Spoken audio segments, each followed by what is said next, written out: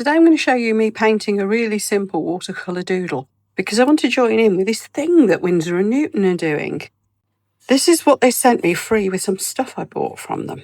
It provides you with one of the postcard pieces of watercolour paper in here, which of course are really high-end watercolour paper. It's got a prepaid thingy on the back, so you can just post it straight to Winsor and Newton to join in. This is my bigger travel kit. I don't know whether you've seen this before or not, but I haven't used it in ages because I've been using my micro travel kits. But we've got in here some Winsor & Newton Cotman paints, which are always really lovely. A tiny brush and a rubber and a pencil. And obviously it's got palette space in the lid as well. It's a nice sturdy plastic. That lives in the bottom of my big pencil case thing.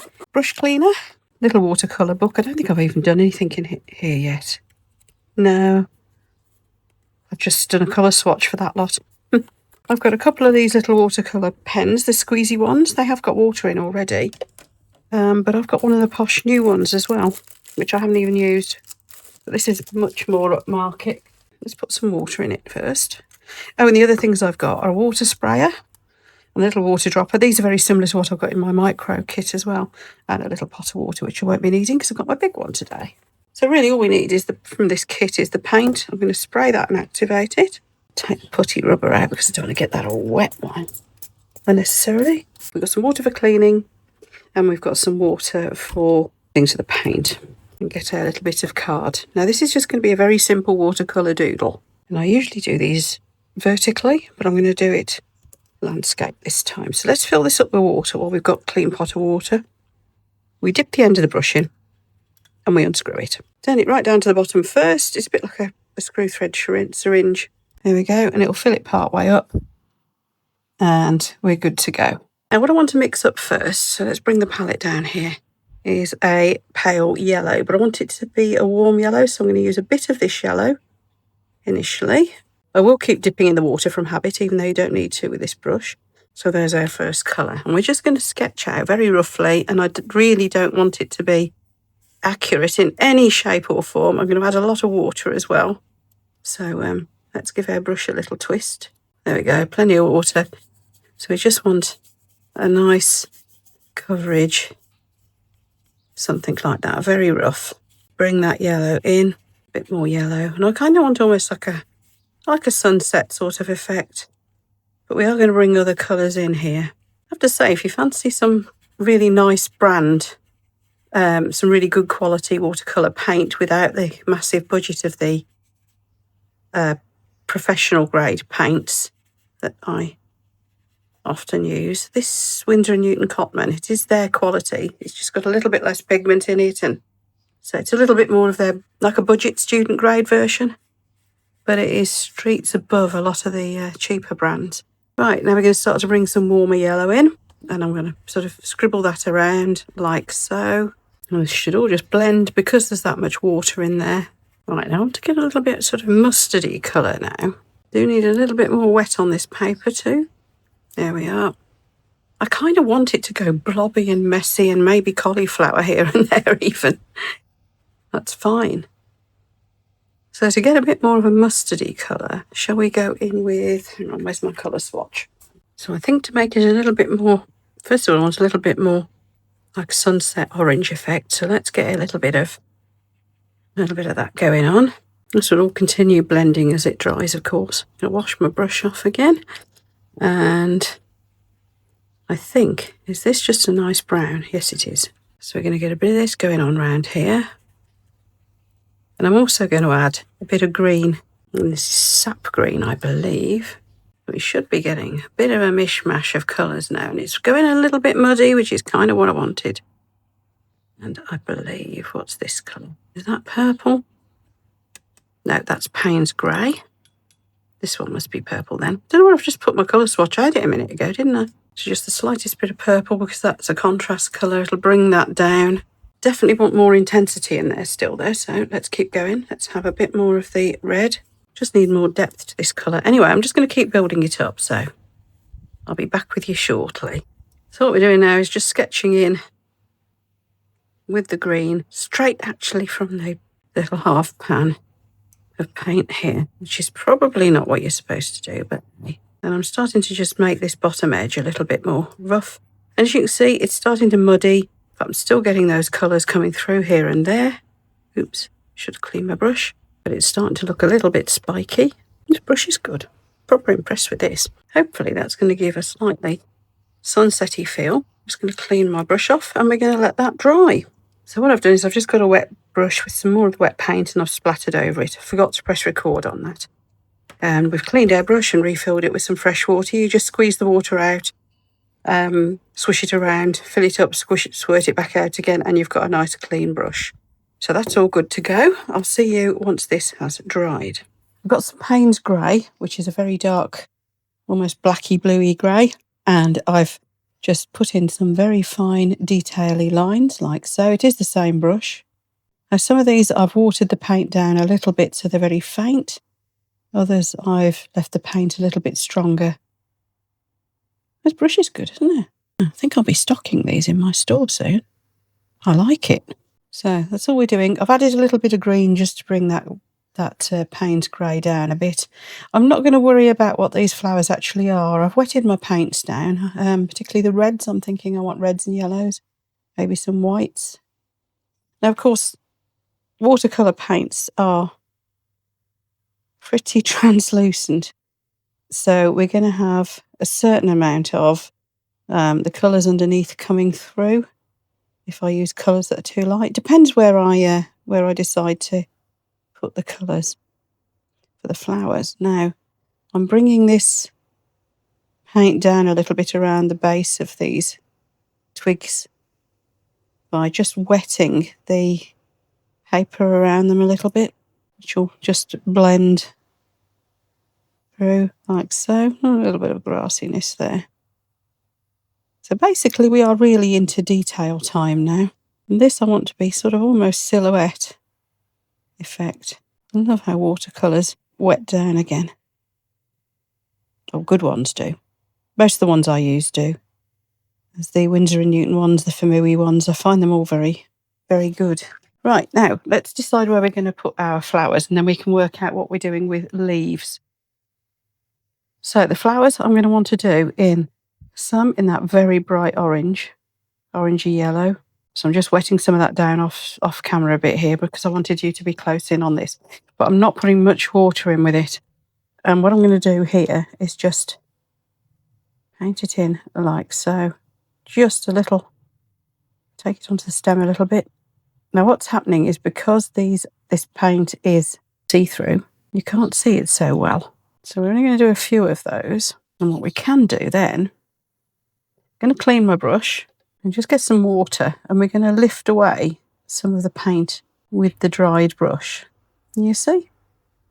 I'm just lifting that away around the top edge. And that's just with a damp, clean brush. So that should give them a bit of definition and shape. Now what I am going to do though is go in afterwards with a white marker pen and get some detail in on these. You see how that's lifting the paint? Okay, so we've got a bit of that effect going on. Let's try some red ones. So I'm just going to get some really bright red. I'm going to mix a little bit of is this alizarin crimson? I'm not sure. A deeper red into it. And we're going to put a little dot at the base of each. And again, clean damp brush. By the way, if it sounds a bit, I don't know how much the noise cancelling on my microphone is doing. But the weather is blowing up a storm out here. And I am in the conservatory. Okay, so we've got a bit of red in the base of it there. Clean brush again. And again, I'm just going to take some of that colour out in the tip. And further over here, we're going to do some actual red flowers. Again, we're going to use this lovely deep red that I've made. Lovely vibrant red. And we're going to go, probably going to need more branches. And we're probably going to need some leaves and all sorts yet. Gosh, absolute storm going on here. So what I'm doing now is just putting a bit more colour.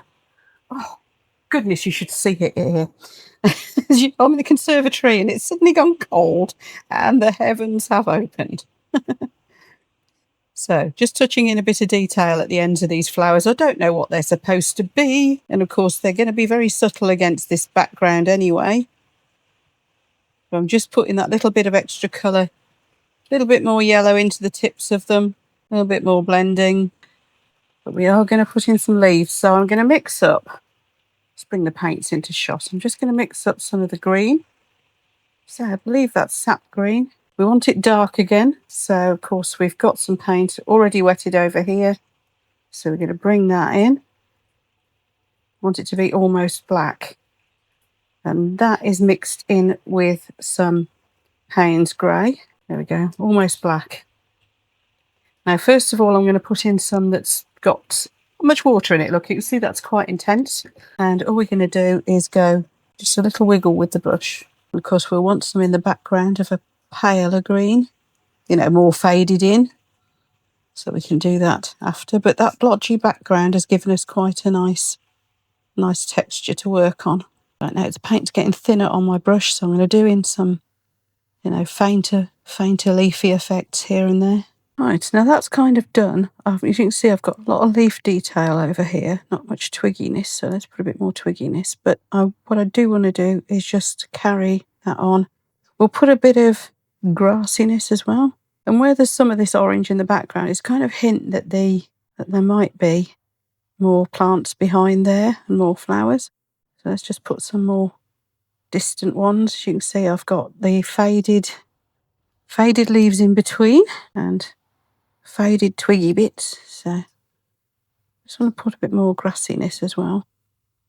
I'm surprised how versatile this little paintbrush is actually, because I've done some fine detail stuff with it now, as well as the big colour wash background. As you can see, I'm just carrying a bit of the leafiness over the edges. I've carried some of the grassiness and the twigginess down to the bottom here. Blend that in a bit more. There we are.